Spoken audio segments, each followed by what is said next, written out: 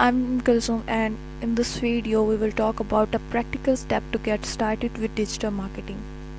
Whether you want to grow your business online or start freelancing career, this video is for you. The first step in digital marketing is to define your goal. Do you want to increase sales, build brand awareness, or get freelancing projects? Each goal requires a different strategy. For example, if you are freelancing, you need to focus on build a strong LinkedIn of our profile. Understanding your target audience is crucial. Who is your product or service for? If you are selling handbags, your audience might be young women. Not every platform is necessary for every business. Discuss the role of platforms like Facebook, Instagram, TikTok, Google Ads, and SEO.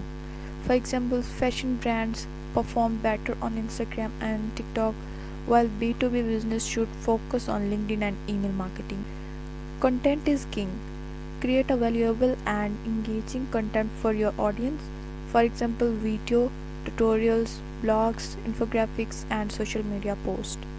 Analyze the performance of every campaign.